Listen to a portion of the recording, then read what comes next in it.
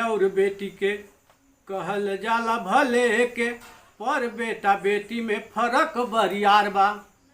बेटा और बेटी के कहल जाला भले के, पर बेटा बेटी में फर्क बरियार बा।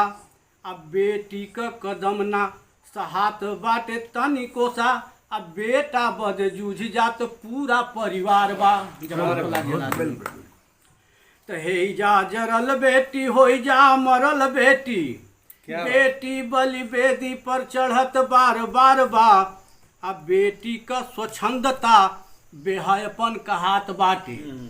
अब बेटा बा शिकारी, बेटी आजीवन शिकार बा। क्या बात, बहुत अच्छा।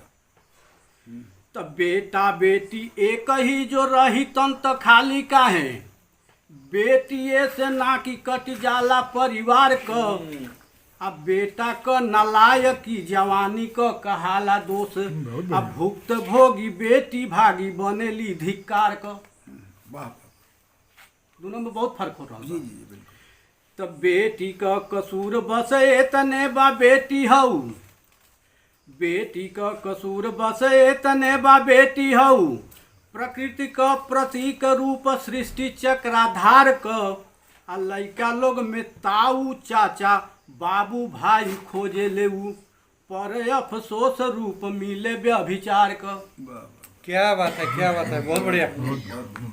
बोलता हुआ समाज का दृश्य। अगली लाइन कि लड़की का संगे कुछ ऊंच नीच होखता तो, लड़की का संगे कुछ ऊंच नीच होखता तो, सबसे पहिला दोष लड़की के दियात बा। आ रात खानी एह बजे ओह बजे घूमती या फैशने में रहती या फट से कहात बा। बहुत अच्छा, कटु सत्य, कटु सत्य। तो हित नात गोतिया दयादवो से दूर होता, अपनो बतौलो में सब ही लजात बा।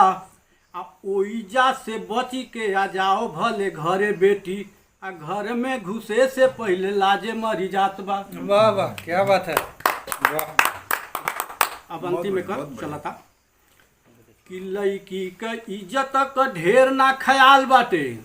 पहले आदमी कह दिला कि ना कटवा ढेली खानदान। हाँ, कि लड़की का इज्जत का ढेर ना ख्याल बाटे, इज्जत बचल रहे बस खानदान क।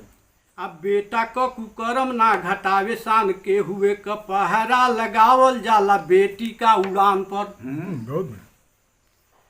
तो खाली कड़ा दंड से चरित्र नाही सुधरेला, कवनो कानून नाही बनेला ईमान क।